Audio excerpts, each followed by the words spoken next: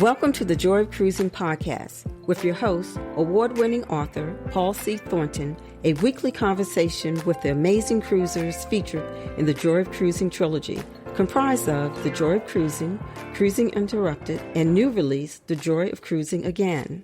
Each book is a compilation of features about cruisers and cruise and travel personalities from around the world. It's the next best thing to cruising, hearing about cruising from the unique and diverse perspectives of Paul's amazing guests. Hello, passionate cruisers. This is Paul. And this week on the Joy of Cruising podcast, I am delighted to welcome Dennis Litley, better known as Chef Dennis, to his prodigious fan base. 830,000 followers on his Facebook account, A Culinary Journey with Chef Dennis. 73,000 on Twitter, and 72,000 on his Instagram accounts as Chef Dennis and Chef Dennis Travels. Chef Dennis was featured in my second book, Cruising Interrupted, in a section called Cruisers Like You and Me, sort of. By 2019, when I interviewed him for Cruising Interrupted, Dennis had gone through an amazing career journey, and I longed to share his story with the cruise community. Chef Dennis epitomized a cruiser like you and me, sort of. He had only done his first cruise on Disney Dream a couple of years prior. But did he ever have a story to tell? That career journey I mentioned was from professional chef to culinary instructor to food blogger to travel blogger to global brand ambassador for the likes of Visit Spain, Madrid Tourism, and Barcelona Tourism, Discover Atlanta, Visit Greensboro, Visit Florida, Waldorf Astoria Orlando, Margaritaville Resorts, Omni Resorts, Disneyworld, SeaWorld, and numerous others. And Chef Dennis had a particular focus on small ship luxury cruising. From the time of that first cruise in 2017 to when I met him in 2019, Chef Dennis sailed exotic itineraries on behalf of Viking, including several river cruises, a European Waterways Northern Burgundy barge cruise on La Belle Époque, CrosiEurope, and UnCruise. Welcome, Chef Dennis, to the Joy of Cruising podcast. Well, thanks so much for having me on today, Paul. It's a pleasure to talk to you today. So how you doing? Pretty good. Can't complain too much. You know, no one wants to hear it anyway, so what the heck's the difference? So tell our listeners about yourself, where you're from, anything you would like to share. Well, I am a native Texan who has been transplanted to New Jersey. And over the years, we lived in Florida for the last 9 years, and we moved back to New Jersey. So now we're just kind of enjoying a snowbird kind of life where we go there for the winter and come back here for the rest of the year. And my business keeps me really busy. I'm a food blogger who I was the accidental travel blogger kind of a thing. And that's how I got to cruising. And now I'm just back to mostly food blogging since the pandemic kind of changed things for me. So you're up in Jersey now? Yeah. Okay. Yeah. Okay. South Jersey, the southern part of New Jersey. Yeah, so when I interviewed you for Cruising Interrupted, I know you were in Florida. Yes. And I was in Florida at the time, so I'm no longer a Floridian. I was there for 9 years, and I'm now in North Carolina. Oh, wow. Yep. So talk about your culinary background. Okay. I started cooking at an early age, mostly because I love to eat. And my mom was a nurse and she worked nights, so she would be home with us during the day and she would sleep during the day. So rather than wake her up, I figured out that if I cooked, I would eat. So, that wasn't a hard decision for me to make, at that point. I says, okay, food. So I remember as a kid going out, collecting bottles and taking them in for deposits. And then I'd see what I could buy, what I could make. And it was usually pasta oriented because pasta was cheap, and we always had cheese in the house. And I'd buy like a can of stewed tomatoes. And that was, I think, my first creation was like pasta with stewed tomatoes and cheese and onions and peppers and kind of thing. We had a garden, so we had vegetables available too. Now how old were you at this point? 10, 11. Wow. Okay. Yeah. Yeah. And then I started. And then the thing that really, I know it didn't start me on the path because my mind had other visions. But I think I was around 13 when a guy named Graham Kerr came on TV, and he was the Galloping Gourmet. Mm-hmm. And he was an Aussie. He was Aussie or New Zealander, and he had that accent. And he'd come out and he'd have an ascot on, a scarf tied around his neck, and he'd have a glass of wine, and he'd be talking to the audience with that accent. And he was everything. The accent. I mean, it's like, oh my God, he was incredible. And he was drunk half the time too when he did his shows, because he did like his wine as much as he liked food. And I watched him, and he'd bring people down from the audience, and he'd cook, and they'd taste it, and they would moan. They would literally moan. And I'm like, oh my God, I know that stuck back in my mind as Mm-hmm. a good way to make a living. Mm-hmm. And, of Mm-hmm. course, like I said, I went the path of trying everything else. And along the way, I made some friends who taught me some things about cooking. So, it was always a little hand in it somewhere. And Mm-hmm. then I finally made the leap and went into restaurants and started working. And I went to school pretty much at the same time. And I got a degree in, I didn't go to the culinary school, but I got a degree in food science. Mm-hmm. So I learned a lot of the other aspects of running a restaurant and of, the chemistry of food and different things. Mm-hmm. So that's really kind of what started my culinary career. And Mm-hmm. then my first job at an actual restaurant, I was just pretty much a gopher. I would load the ovens, I would prep stuff, but I watched constantly. And I would watch we had a CIA trained chef there, and we had the owner was like a master chef, and I'd watch them cook and prepare. And I was like a sponge. I just soaked it up. Mm-hmm. And an order would come in, and I'd look around, instead of calling them, I would go over and I'd start making it. And the CIA chef, he honestly, cooking wasn't his favorite thing. Mm-hmm. He loved every other part of restaurant touring, but to go on the line and cook, it wasn't his thing. So he'd see me, make sure I knew what I was doing, and he'd leave me, because now he could just work on his stuff, and I'd watch the front. Well, the boss had come in. He'd say, "What the hell's he doing there?" And he'd grab me, and then Norman would come over, and he was huge. I'm big. Norman was huge. He'd grab me and fly me across the room. And the owner would leave, and he'd go, "All right, cuz, go ahead, go back. You're good. You're good." Mm-hmm. So I did this the whole year. And at the end of the year, the owner was buying a new property, a new restaurant, and he got stung by like 16, 18 yellow jackets, wasps. And it wasn't that he was allergic, but he had so many bites that they had to give him so much of the those pills, the Benadryl and Mm-hmm. other things like that, and knocked him out. So this is Labor Day weekend. So I walk in, and they go, "Guess who's cooking tonight? Busiest day of the year." Says, "Guess who's cooking tonight?" And they point to me. And I was like, wow. So that was my graduation, trial by fire. So after that, the owner never cared that I was in the corner cooking, because I had proven myself. And that kind of jump started the career. I mean, that shaved a couple of years off of my type of apprenticeship that I was doing. Although I still got abused for the next few years and had to learn a lot more, meat cutting and all the different parts of it, I was okay. I was in the corner, and I could cook, and they knew they could leave me there. We'll be back after a quick break. Hey there, nerds. Got a great new episode this week on History Nerds United with author Susan Casey and her book, The Underworld, Journeys to the Depths of the Ocean. We talk about the history of deep sea exploration, the weird things that you would find at the bottom of the sea, and the Ocean Gate disaster, which Susan has some serious insight on. Most importantly, we talk about how amazing this book is. I hope you'll come find us on your favorite pod app under History Nerds United and take a listen. Until next time, nerds. History Nerds United.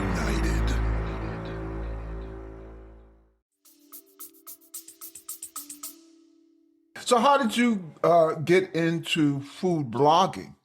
Oh, well, that was a whole other story. I had done the circuit of restaurants. I moved on from there. I always seem to come back to them, but various places around South Jersey I cooked at and worked at. And I came to a point where my body was just broken. My back was bad. My knees were bad. I had carpal tunnel in both hands.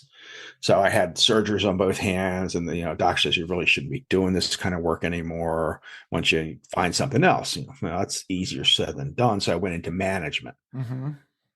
So as it happened, though, every place I went to, the food sucked. So I ended up putting the jacket back on and going back into cooking.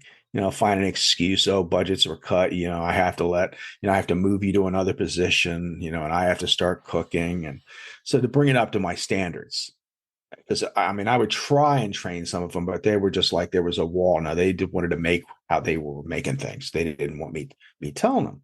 So this went on. I had another carpal tunnel surgery and my hands, because I was still breaking things up, and came back from it, and my boss was gone. So I called him and said, where are you? He goes, I'm with this other company, and I do schools now. And he goes, in fact, I got a job for you at a school in Flower Town. And I'm like, Flower Town? I'm not going to Flower Town, thinking it was like hippie flowers, that kind of thing. Yeah, but it was actually bread flour. And had I known that, I might have rethought it at the time. So I go to this school, and it's an all-girls Catholic high school, and it's an old school. So, the kitchen is not up to date. It's huge, but it's not, the storerooms had these old wooden shelvings in it and plastic. And I'm looking around and going, oh my God, what fresh hell is this? And I'm trying, how am I going to tell these nice nuns that, I'm sorry, but I don't want to work here. And the principal goes, and you work 168 days a year. And I went, when would you like me to start? There was no, my mind just heard 168 days. And it was my other parts going, no, you don't want the job. I go, yes, I do. Yes, I do. So I took it, and my wife was a teacher. So this kind of put us on the same schedule, which was a very good thing. Mm-hmm. Yeah. I had been working in business dining, which gave me almost the same schedule, but she was off a lot more. And now working at a Catholic school, I was off more than she was. So we had all different holidays. So, I started there, and again, the same thing. I was a manager. Mm-hmm. Food was bad. So I told her, I said, look, they're making me cut budgets. I have to start cooking. And it turned into, I fed them. I had no idea what to feed kids. So I fed them what I knew how to make, restaurant style food. Mm-hmm. So they're eating chicken marsala, they're eating sushi, they're having, we've got roasted vegetables and quinoa salads and all these other things on the salad bar. And people from other schools were coming in and going, you eat like this every day? And I said, no, you caught us in a bad day. Sometimes it's a lot better. And they would just look at me like I was insane. For Lent, we had fried shrimp. For Lent, we had, flounder, other schools are getting fish sticks, and, and I'm running the gamut. But I think I had crab cakes on a couple of times. I called it creative menu applications. I knew how to buy. So, you save money here, you spend money a little bit there. And then this sort of the school really, they loved me. I was becoming a legend in my own time. Mm-hmm. They painted a mural of me on the wall. That's how much they liked the food, because girls and food. With no boys around, let me tell you, those girls eat. They would eat. So anyway, I started that, and I started thinking, I hired temps for work when we'd have big functions, and the temps were just horrible. Sometimes you get a really good one, but most of the times you didn't. There were people that couldn't get jobs anywhere else. So I said, I need to start training my own staff. I had done some classes, and I'm thinking this just needs to be expanded. So I started a culinary program, and I had the second largest program in the school. First year I started, 60 girls out of 600 signed up. And I ended up with 11 at the end of the year. And those 11 were all freshmen, because they were the only ones that had time to cook with me. But that's how I started my blogging career, because I needed a place for them to go to ask me questions. Blogging was new. This was 2009. Mm-hmm. So I went to the IT person. I says, this blogging thing, what is it? She goes, oh, I know about that. I can set you up. So she set me up on, on Blogger with a blog, and I started it. And none of my students wanted to go there. They wanted to just come see me. They didn't want that impersonal kind of way to get together and talk. But a lot of the students in the school went, teachers went. And then all of a sudden I had a reader in Singapore and Wow. one in New Zealand. And I'm going, how the heck did this happen? So that day I officially committed to becoming a blogger full time. Mm-hmm. And, then I started the journey there. And that just, when I finally stopped working, it gave me more time to apply myself and really start to build the blog. I had laid some good groundwork, but then, I needed to really not be writing blog posts at 10 o'clock at night, to get up at 4 a.m, or at midnight, I'm still working on things and to get my 4 hours of sleep. So that gave me more time, more enthusiasm. And that kind of set the stage for me being a blogger. And then it's just everything, just hard work, one step after another. And we're in Florida at this point. We'd transitioned to Florida. And a friend of mine said, they've got a hotel is looking for bloggers to come visit and write about it. And I went, I'm not a travel blogger. She goes, no, apply. So I applied, didn't hear anything. And then finally, a couple of weeks later, I get a note that says, yeah, we'd love to have you. We'd love to have you, Chef Dennis. It'd be great. We're having a big green egg mini fest. And we have one room left if you want to attend. Okay, I'm not cooking. He says, oh, that's all right. You don't have to cook. We will feed you day and night. So, okay, that sounded pretty good to me at that point. So I got there and I had gotten the last available room, which was on the 3rd floor. And they had just started renovating the hotel, motel. It was a small family-owned motel, 3 floors. So I'm on the 3rd floor. Room was 2 twin beds. It was, it needed to be renovated, but they had put in a 9-foot, they had done all the glass work and they had 9-foot sliding glass doors that opened to the ocean. Mm. So I'm on the 3rd floor of this beachfront motel, looking at the ocean going, I can do this.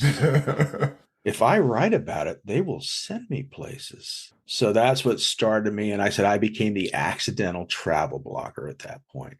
And then I started traveling Florida, and this one motel group, all individually owned, loved me.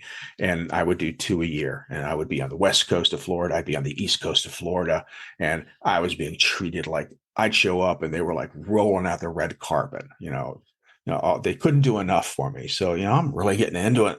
And then one day Viking emailed me and said, we'd like you to travel with us. You meet our demographic.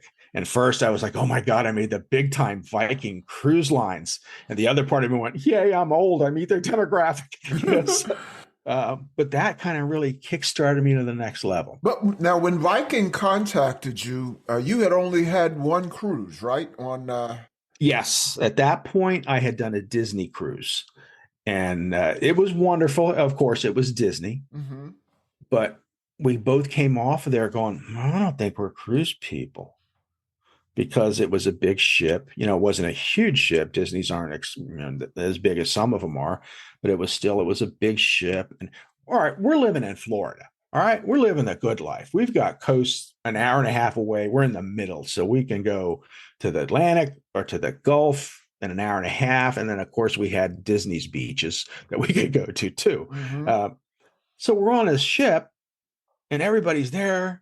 And all they want to do is sit by the pool and drink. I mean, that's the vacation for them. Now, granted, if I had been from a colder place like Minnesota or New York, this would have been what I've been doing too. But I was from Florida. So I said, I do this all the time. I don't need to go to on a cruise to do this. And the ports that they hit, we're not the best ports. And you get off the ship and you walk like a half a mile or a mile to get to where you'd get your car to get out and around. And I was like, again, this is my only experience. I know there's a lot better ones and a lot different ones, but this is my experience. And we went, I don't know about this. So we had kind of written cruises off at that point. We enjoyed it, but it just wasn't our thing.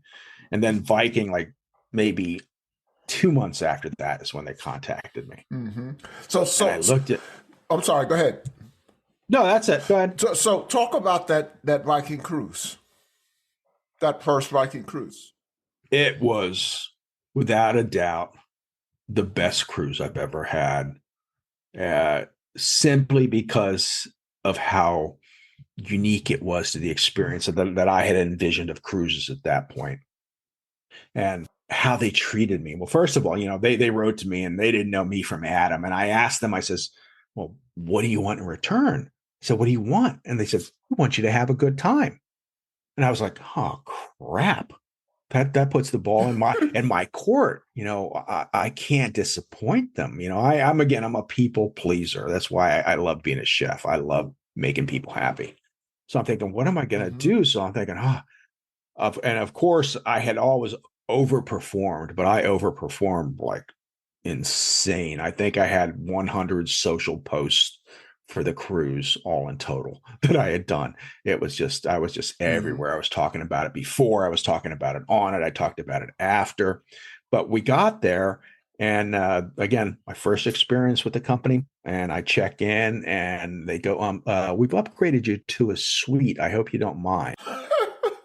And I was like, you mean I'm not in a steerage? Okay. It's like, so I mean, I knew I was going to have a good room, but they gave me a suite, and we had our own our own guy that took care of us and all. I was like, he took care of the suites in that end of the ship.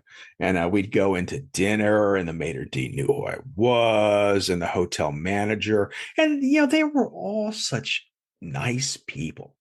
They were just genuinely kind, nice people who loved doing what they did. So when I say it was the best cruise I've ever had, that's why. We made friends.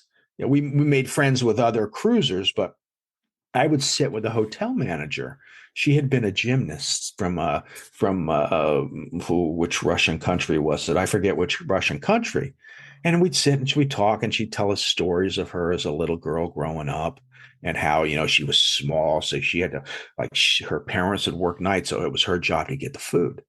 And she said she would make her way, because she was small, to the front of the line to get food before it ran out. They had money, but there wasn't enough food to buy. So if they didn't get there early, they didn't get any. And then there was this pianist, and he was a concert pianist that had been in Serbia or one of those, that area, Croatia or Serbia. And he had been this was the job he could get now, as a piano bar, and he was good. But we're talking to him, and he goes, one day he says, Dennis, did you watch Dallas? I said, the TV show? And he says, yes. He says, yeah, we watched it. He goes, back in the 90s, my uncle found a Soviet era TV, an old black and white TV. We hooked it up to a truck battery, and we would watch Dallas. They had no electricity. This is in the 90s. So this is how people, so you'd hear these stories from the different, and Viking encouraged them to tell you their story. They really did. They wanted you to be a part of the experience. So at this point, I'm like, wow, this is just amazing. The places they're parking us in the center of town. Like we'd be in Budapest or in Vienna, and we walk 2 blocks and we're in the center of town. There's restaurants, there's markets, there's shops. And it was like, this is the best thing ever. They take you out in the morning on a bus and give you the lay of the land. And then, whatever you wanted to do, you want to come back and eat for lunch, you want to come back and eat for dinner, just be back before we leave. That was always the big thing. But they would take such good care of you. And then subsequently, I went on another 3 cruises with them after that. So.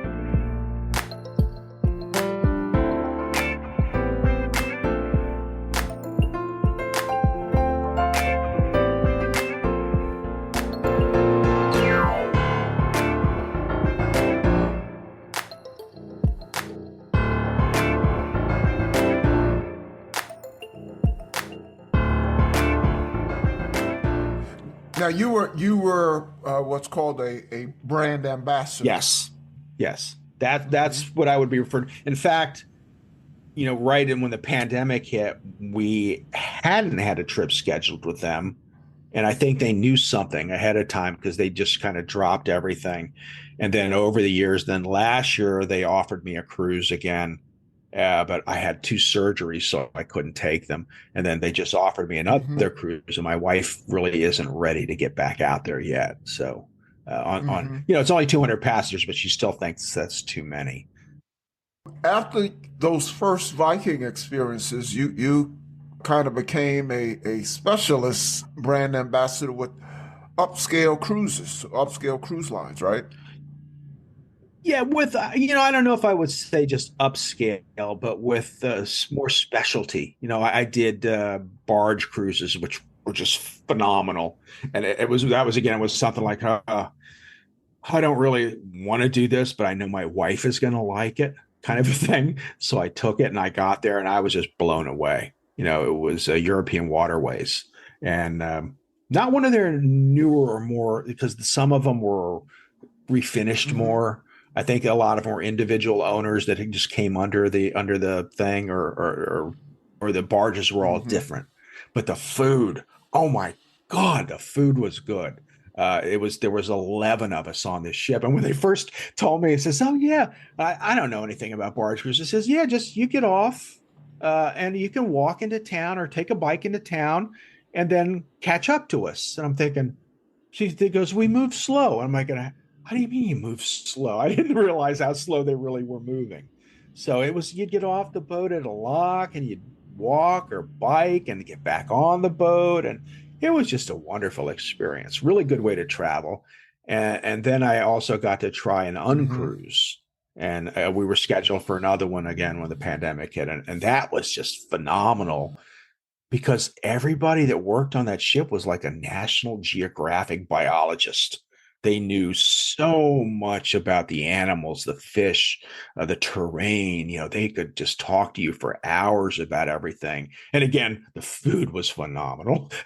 That was actually one of my favorite ships too. It was an expedition ship. It was like an old steel boat, with a big steel door that would close. And, it wasn't the most luxurious, but it was kind of cool. I really liked that.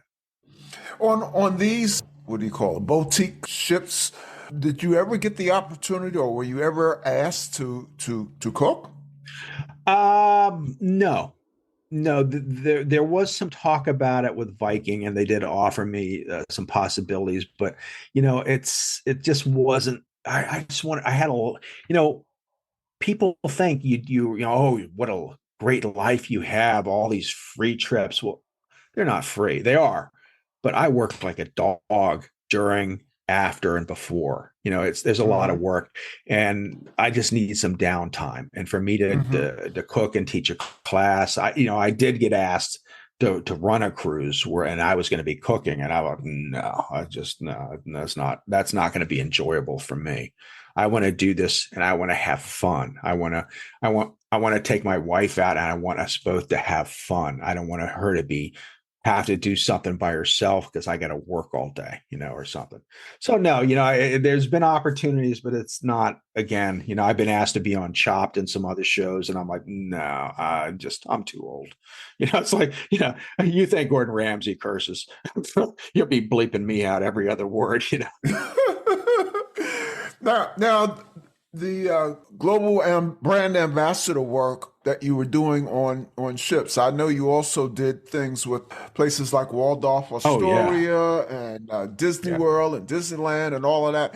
Did those come after the cruise opportunities or before? Most of them came before and during. It's like, it wasn't so much after. It was I started in Florida, and I always tell people, you want to be a travel blogger. It's not that difficult, but you start local. So if you live in a state, start with the city you live in. So that's kind of what I did. And, and I would go to functions.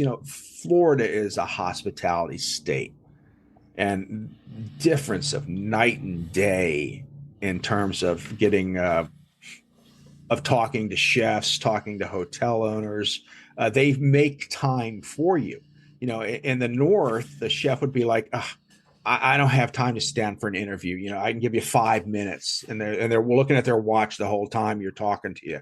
In Florida, like at the Waldorf, and where was the other one I went to? And they did, chef spent 3 hours with me. And I'm like, don't you have to go? He goes, no. You'd like that lamb? Put another rack of lamb on. Chef Dennis like that. It was like, so I'm eating, I went to the some other places, and I'd be spending 2-3 hours with the chef just eating and having a good time, and that was one of the things with Viking too. The chef would take me in, and we'd go sit and talk. When the regional chefs would find out I was on the ship, they would try and be on the ship that week. And they'd go out and buy me things. I had a box of pink lady fingers one time on my bed left from one of them, a bottle of wine, and we'd sit up deck and we would just drink and we would talk about all the issues that kitchens have. Because it's universal. No matter what language you speak, it's universal. So at this point, you had become what's the right word? Social media star. I know your flagship social media presence is on Facebook, a culinary journey with Chef Dennis, where I download some fantastic recipes. What projects are you working on a culinary journey and as well as at your other sites? Well, that's my website is a culinary journey with Chef Dennis. It's askchefdennis.com. And, and I try to post on all my social media and they're all Ask Chef Dennis if you're ever looking for them. But last year I kind of changed my focus on how I'm cooking. It's funny. It takes me this long to learn lessons sometimes. I was the consummate chef, when I would create dishes, and every time I would make something, I'm thinking, what can I make different, unique? Well, the problem was most normal people, even like, you and me, when we're looking for food, that's not necessarily what we're looking for when they're searching on Google. So after enough of my readers said, Dennis, the Kubiaka salmon, which I learned on a CrosiEurope, was phenomenal, but how do I just cook regular marinated salmon? It's like, simple things. I got to start with basics. And it was even with restaurants I would work at, sometimes you had to educate your diners. Like they'd come in and they might just order chicken parm. There's people like, and I'm like that too. If I don't know a restaurant, I might just order chicken parm. So you got to say, did you like that chicken parm? I did. I'm coming back next week. And I said, well, next week, maybe you try the chicken pepperoni. That is really, really good. And they go, really? I says, oh yeah, it's real tasty. And I tell them about it. So now I'm teaching them how to eat. So they love that. I says, you like that? Oh my God. All right, next time you want to try this. So now they forgot about chicken parm. Now we're going to see what else. And that's the same thing with my readers. They come and they'll, like, one of my biggest posts now is roasted chicken legs. Crazy. But people need to know how to make that really tasty. Not just, slap some seasonings on it and put in the oven. So now that they've got confidence in me, now maybe they'll look for something else, and say, oh, that was really good. What else can I make my family? So my focus now and what I'm creating, like I just made stuffed peppers the other day, which is something, I love them. I would cook them, but it's not something as a chef, that I would serve at the restaurants I worked at. It's more home style food. It's more comfort food. So my focus has now been more on that type of food. Now, by now my listeners' mouths are watering. So how do we follow Chef Dennis on social media? Well, on Instagram, Pinterest, Facebook, LinkedIn, even TikTok, although I don't have much of a presence. We're working on that. I'm Ask Chef Dennis. So all you have to do is search for that. My blog is askchefdennis.com. And all the new subscribers get a free ebook with, right now we're doing spring recipes. Yes, I'll try to think of what season it was. We're doing spring recipes. So you'll get 10 of my favorite spring recipes for this time of year. And that's good to know. I've been downloading recipes one at a time. Well, I didn't know about the ebook. Well, the new bloggers, like when you new sign up, the new subscribers get that as a reward for signing up. I am putting together a book, though. I have been talking to people about that. I've had book deals offered to me, but you honestly have to give up 2 to 3 months of your life to do that. And you have to create all brand new recipes. Book companies don't want them, but I'm going to self-publish, I think, and use what I have, current ones, and put it, because I've had so many people ask me about a cookbook. Yeah. Now, you didn't mention Chef Dennis Travels. Do you still have that? I still have it, but it has been inactive since 2020. So because of the pandemic. pandemic and just my lack of traveling, and Right. I started that because I would post, whenever I posted a travel picture, if it wasn't food and I put it on one of my accounts, it tanked. People were just, Hmm. they came to those channels for food. They wanted food. Hmm. So if I had so many great pictures, I said, I got to start. And basically, I just wanted to start another Instagram account. So Hmm. Facebook made me open up a Facebook account too. So that's why I had both of those. Um, and at Pinterest, I was just sharing travel on Pinterest. It didn't matter, but they didn't care. And then they would pick what they wanted. Twitter, Hmm. same thing. They just, people loved whatever I posted. But yeah, that was big, and it was starting to grow. And at that point, right before the pandemic hit, I was actually in the top 25 of travel bloggers in the Hmm. country, which was, to me, was Hmm. insane. But it was because my traffic was so high. That was why. You mentioned how the pandemic stopped your travel. Yeah, Do you have anything booked? Are you ready to get back out there?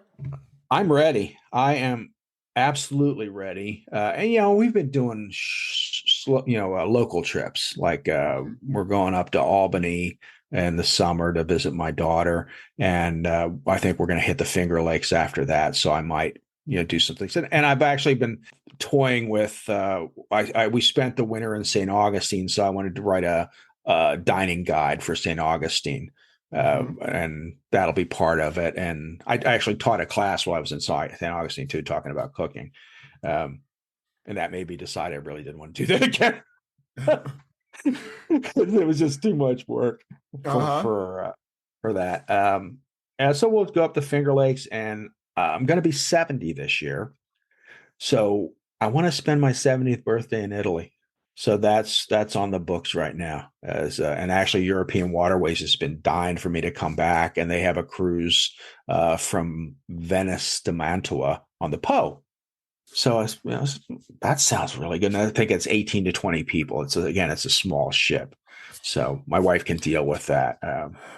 Well, I certainly hope that happens. We're going to want to have you back on the show at some time, and we'd love to hear about that. I got my first opportunity to go to Italy in the fall of 22 for our wedding anniversary. So that was nice. Yeah. I love Italy. Yeah. I really enjoy Europe as a whole. There's places I would love to see, but I feel more comfortable there. Like there's some Asian places. I'd love to go to China. I'd love to go to Japan. My wife is not too keen on it. Um, and even some of the colder climate areas. But it's just, we feel comfortable in Europe. I love one of my favorite trips was to Spain. I loved Madrid. We did a Viking cruise on the Douro. That was in Portugal. Oh, Portugal is freaking awesome. Oh my God, I could live in Portugal. Can I see why so many Americans have moved there? Um, but yeah, I've got some great photos of you in your feature in Cruising Interrupted in the vineyards or wine yards yeah. of what's it, Italy, right? I was in France. I think Oh, most that's of them right. were That's right. France. That's Yeah, right. It yeah, I was think they France. were Yeah. usually when we were in a vineyard. In Italy, I don't know. I don't think we went to any vineyards. We did. We stumbled on one. We were in Verona, no, Verona. We were in Verona, and I met friends, and I had a car. So they said, "Oh, let's drive and find a vineyard." So we they said, "Oh, there's one. There's a sign. There's one." So we pull into it, and the guy sees us coming out. And he goes, "Oh, you're here." And I look around and go, "Yes, we are." Well, he thought we were somebody else. They were expecting they were expecting actually some Swiss, and we turned out to be much more fun than the Swiss were. So after, I mean, he took us on the tour with them, and then we sat and drank. And then after the Swiss left, we sat there and we drank like 3 more bottles of wine, having a good time. And people are so nice. We bought a few bottles. We didn't buy that much, but he was just really happy to have someone to talk to that enjoyed what he was doing. It wasn't just a stop for us. And I think when people travel, sometimes they forget that. It's like you want to see all the key spots, you want to see things. But when you take time to talk to some people, while you're doing this great traveling experience, all over the world, you find out, number one, that everybody's pretty much the same.